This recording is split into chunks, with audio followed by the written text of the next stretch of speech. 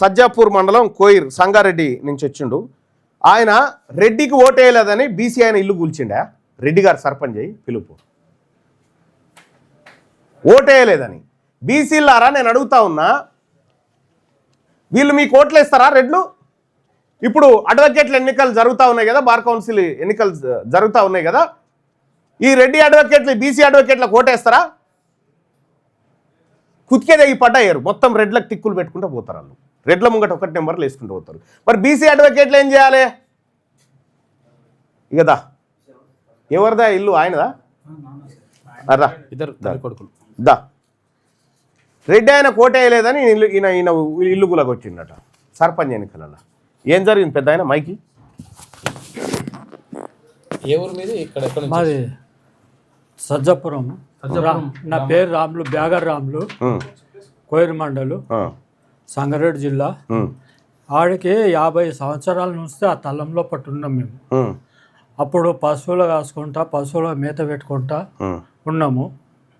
ఇక ఉండి ఇంత పశువులకు ఇంత రేకులు వేసుకొని ఉన్నాం. అయితే దాన్ని ఇంత ఓ రూమ్ లాగా కట్టుకొని అక్కడ పశువులు కాసుకొని ఉందామని పెట్టుకున్నాం.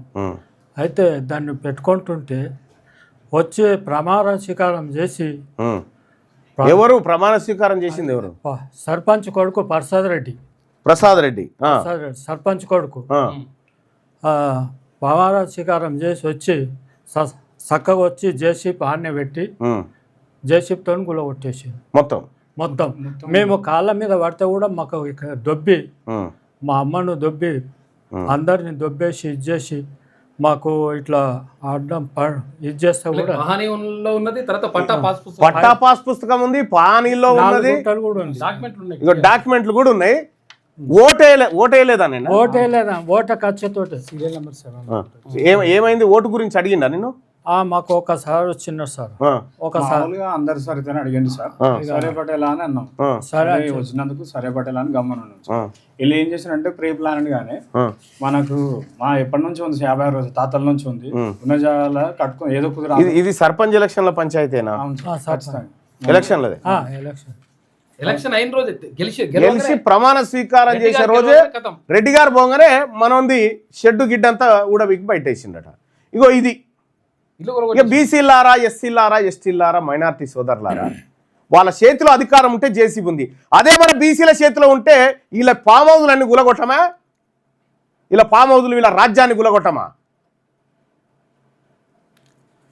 ఇప్పుడు బార్ అసోసియేషన్ ఎన్నికల్లో పోటీ చేస్తున్నటువంటి మిత్రులారా, అడ్వకేట్స్ ఎన్నికలు జరుగుతూ ఉన్నాయి కదా, గీన ఓటేసేటప్పుడు గీనని యాద్ చేసుకోరి.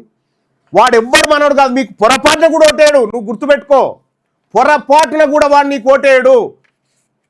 అడ్వకేట్ ఎన్నికల్లో బీసీ అడ్వకేట్ సోదరులారా, మీరు బీసీల కోట్లేయండి, మీరు బీసీల కోట్లేయండి. ఇంకెంతకాలం చదువుకున్నారు కదా, కళ్ళ ముంగట గిన్ని దారుణాలు జరుగుతూ ఉంటే, ఇదే హైకోర్టులో కదా మన బీసీల రిజర్వేషన్ ఆపింది వీళ్ళు. ఇదే హైకోర్టులో వీళ్ళు మన బీసీల రిజర్వేషన్ ఆపిరు కదా. బీసీ అడ్వకేట్ సోదరులారా, మీ నిర్ణయం మీదిగా.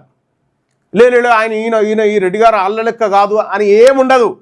ప్రతి నాగుంబాముకు ఉండాల్సిన విషయమే ఉంటుంది. నాగుంబాముకి ఇది గరిస్తే చచ్చిపోము, ఇది గరిస్తే జర గోకినట్టు అవుతుంది, ఇది గరిస్తే నాగుంబామే గుర్తుపెట్టుకోరు. ఈ రాజ్యం మనది కాదు. ఈ రెడ్డి ప్రభుత్వం కూలాలి, ఈ దొరల పెత్తందారుల ప్రభుత్వం కూలాలి, బీసీల ప్రభుత్వం రావాలి. తెలంగాణ రాజ్యాధికార పార్టీ మాత్రమే దీంతోటే సాధ్యమవుతుంది.